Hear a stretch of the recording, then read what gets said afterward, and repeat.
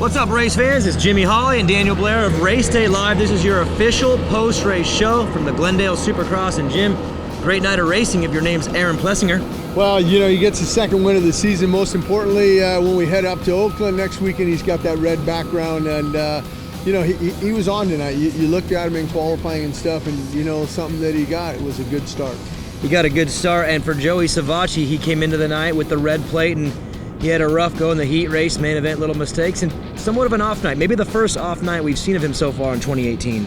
Well, if you go back to last year, 2017, you know, he won the opener, and then he started to have his, you know, mental mistakes. And that crash that he had in the main event was a mental mistake. Just came in and grabbed a little bit too much brake, tucked the front in, and that cost him a couple positions.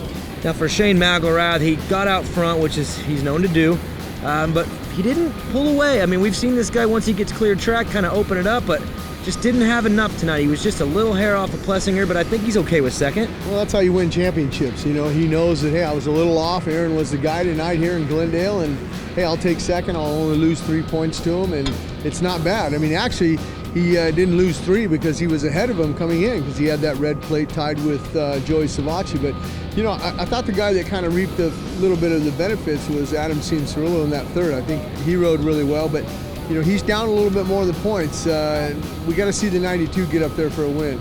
Now in the 450 division, all eyes are on Jason Anderson. He's the points leader. He's been managing this storm, but in that main event, a lot of mistakes early on, lost a lot of positions. Yes, he charged back, but kind of a tough night for him. First time we've seen him in 2018 with a little off. Well, you know, I think he corrected himself. I mean, he definitely was off the first half of that race, and then he kind of settled down, you know, got things together, gathered it up, and worked up and finished fourth. And, you know, Daniel, you've been around a long time. I mean, you win your championships on a bad night. This was a bad night. It could have been disaster if he would have not got his head back together and got back into racing. But I think a fourth was okay for him. But, you know, at that start, you saw that big number 3 on that Monster Energy Kawasaki, Eli Tomac, and you just know, you know, he won here last year.